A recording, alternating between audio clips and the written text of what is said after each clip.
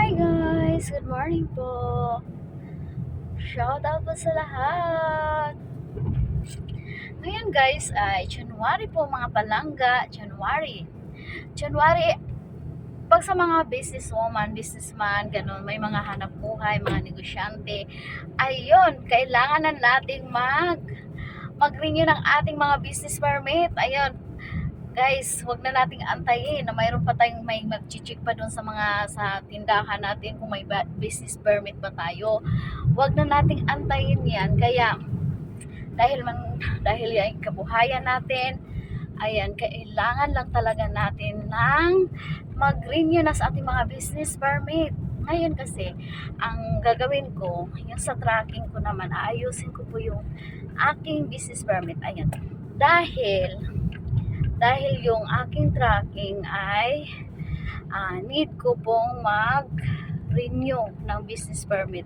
Kaya that time, yung DTI ko po ay nasa bilong lang po sa barangay. Ayan. May kunting English na tayo guys kasi kailangan natin magkunti-kunti English, no? Nakakahiya rin naman talaga na kailangan din natin matutong mag-English. Ayan, hindi po talaga ako nakapagtapos. Kaya gusto ko po talagang matuto talagang mag-English kasi yung mga anak ko English speaking nila, galing nila mag-English, no? Galing nila mag-pronounce. Kaya nag-aaral na rin po ako. So, gusto ko rin bumalik sa pag-aaral. Aaral ako. Gusto ko rin makapagtapos. Ayan. Ayun. Sa ngayon guys, ito pag yung DTI ko po kasi mga langga ay nakabilongs po ng barangay. Kaya mag-upgrade po ako, ilagay ko na po siya ng national kasi Luzon, Visayas, Mindanao. Yun po yung dapat. Yun, anong reason bakit ko ilipat ng national?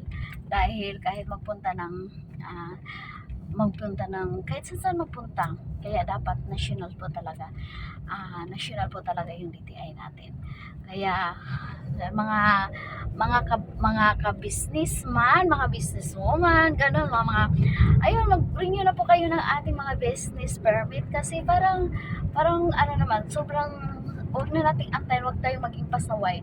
Malaking tulong din yan sa natin, sa ating lugar, sa ating munisipyo kasi di ba alam mo naman marami din naman talagang project para mas kumanda pa ang ating lalo na ngayon sa NAIC. Ang NAIC guys, sobrang maganda po talaga. Develop po ang NAIC at sa baka napakabait ng mayor namin, yung mga sa mayor namin, si Mayor Duwalan, yung unang mayor pa rin namin, yung mga sobrang mabait po nila. Kaya ayun, sobrang ganda po ang NAIC ngayon, mas lalo pong gumanda. Ang dami na pong mga establishment, yun. Ayun, marami na pong dati kasi yung una naming lipat dito, grabe pa, may palayan pa, may time ako na picture pa ako doon sa palayan. Pero ngayon guys, hindi mo na makikita yun. Puro mga malalaking mga building na. Kaya congrats sa mayor natin at saka congrats din sa NAIC. Kaya NAIC, proud po ako na sa NAIC po talaga ako kasi sobrang saya po dito sa NAIC. Kaya pumasyal na rin po kayo sa NAIC Cavite. Yun, pumasyal din po kayo sa NAIC Cavite para makita din po yung dalawang kalabaw. Yun, dalawang ulo pala ng kalabaw. Ayun, ang saya, no? Kaya para makita nyo po ang lugar ng NAIC Cavite. Kaya ayun lang po muna tayo mga langga. Ngayon, ang lakad namin ngayon ay sa DTI. Pagkatapos ng DTI, balik na naman po kami sa NAIC Municipality para mag-renew ng business permit, mayor's permit. Ayan, makuha ng ganun. Ayan, shout out po sa inyo lahat. Ayan, maraming salamat sa walang sawang suporta kay Predsis TV. Don't forget to subscribe po sa aking YouTube channel. Don't forget to follow my page. Ayan, don't forget din po sa pag-follow sa aking Predsi Hogelo. Yung page ko isa, Predsi TV. Ayan, sa mga nakapansin pa lang bakit ang taba ko na, yes po, taba ko na po talaga ngayon. Yung taba ko na po. Wala akong nag-vitamins ng Centrum. Panay kain na lang. Sobrang sarap kumain. Parang iba talaga para yung vitamins na yun. Kakagutom palagi pero masarap ng tulog.